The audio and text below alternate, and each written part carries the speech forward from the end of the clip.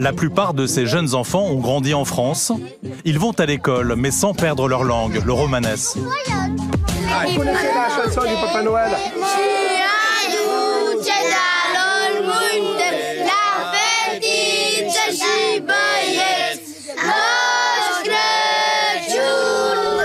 Marseille, le 25 décembre dernier. À quelques centaines de mètres du port, dans des entrepôts qui longent l'autoroute, un squat rom attend avec impatience un invité spécial.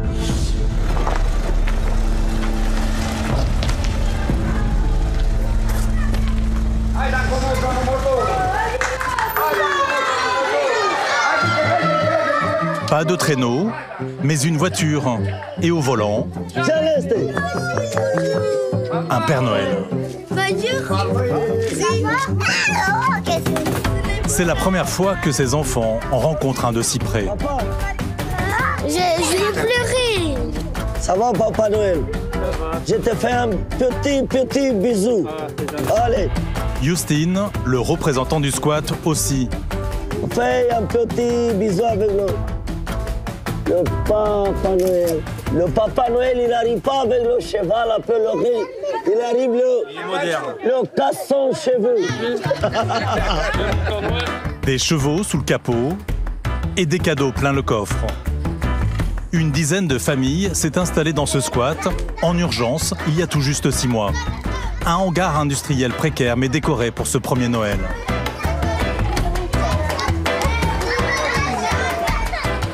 Est-ce que, Papa Noël, je te ramène en chaise? Vous êtes fatigué? La plupart de ces jeunes enfants ont grandi en France. Ils vont à l'école, mais sans perdre leur langue, le romanès. Vous connaissez la chanson du Papa Noël?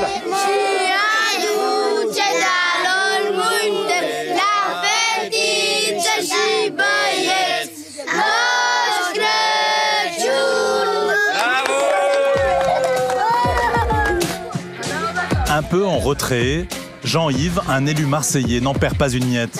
C'est lui qui a organisé cette rencontre. La communauté, là, pour les enfants, c'est magique. Hein. Puis il est beau. Le Père Noël, il vient de loin. La présence de Jean-Yves n'était pas non plus une évidence. Depuis des années, ce responsable de la propreté et des décharges sauvages de la métropole a la dent dure contre les camps de Rome.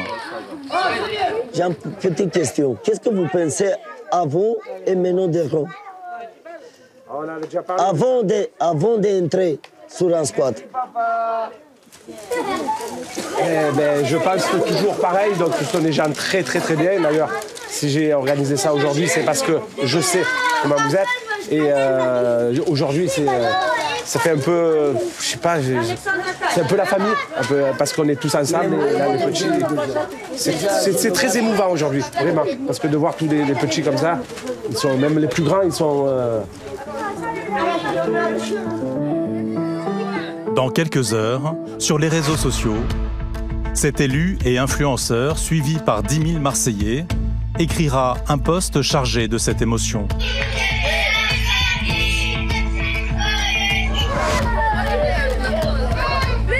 Dans les bras de Jean-Yves, la dernière enfant de Justine, née ici. Un nouveau-né, un Père Noël, j'ai amené plein de cadeaux pour vous. des cadeaux, Tu m'as ramené des cadeaux? des chants,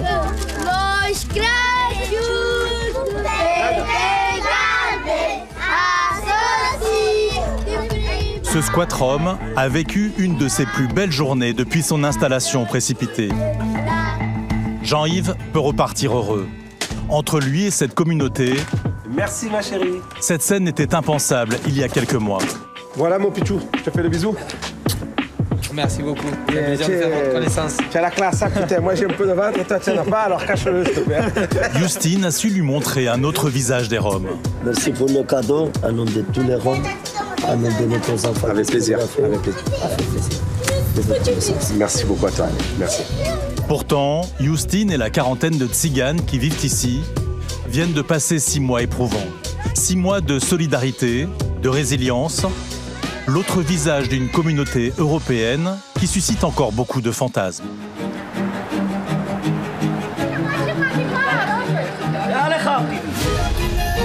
On estime entre 15 et 20 000 le nombre de Roms en France, en provenance de Roumanie et de Bulgarie. Ce sont des Européens à part entière.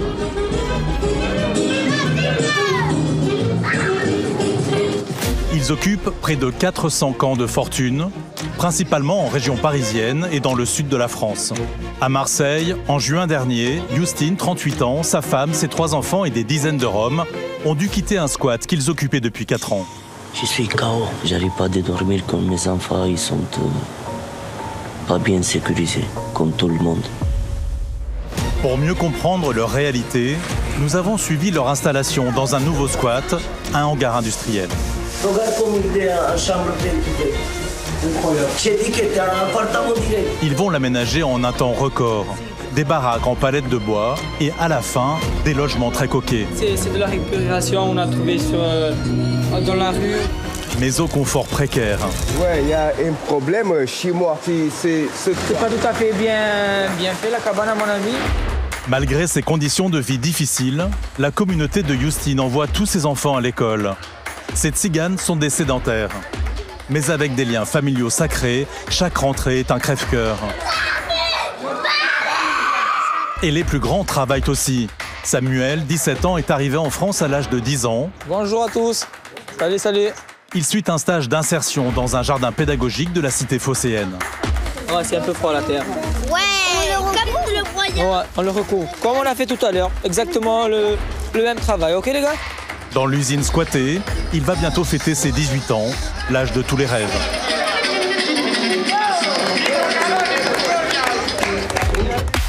Quand ils ne font pas des missions d'intérim, les Roms de Marseille sont souvent ferrailleurs, comme Elena, 37 ans, mère de 3 enfants. Ils sont un des maillons de l'industrie du recyclage.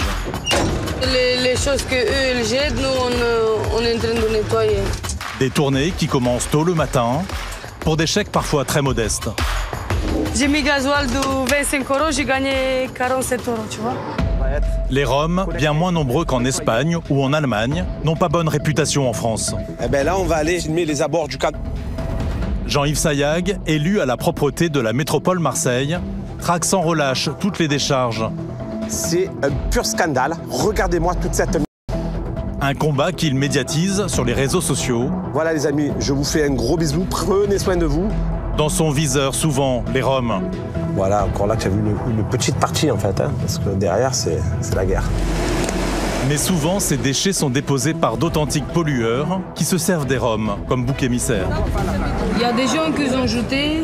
Regardez comment ils sont en train de jeter. Regardez. Vous voyez les pneus? C'est un commerçant, il a fait tous ces là. Et il vient jeter ici. Jean-Yves va finalement changer son regard sur cette communauté grâce à sa rencontre avec Justine. Et à la main, c'est que nous connaissons. Quand on passe devant, jamais on peut imaginer que c'est dans cet état. Nous avons passé plusieurs mois avec Justine et une dizaine de familles roms de Marseille qui rêvent de pouvoir trouver un habitat stable, mais aussi avec ceux qui leur viennent en aide, comme Patrick, un ancien légionnaire et surtout électricien. Lui, c'est outil magique, tu vois. C'est lui qui me dit si ça marche. Sa mission, éviter un drame dans cet habitat précaire. Loin des clichés, vous allez découvrir une autre facette de ces tziganes qui cherchent à s'intégrer tout en gardant des traditions vieilles de plusieurs siècles. Ça porte bonheur, c'est la tradition de notre jeunesse. Immersion rare auprès des Roms. Un mot hindi qui signifie des hommes. Un peuple européen qui aimerait changer un peu le regard des Français sur eux.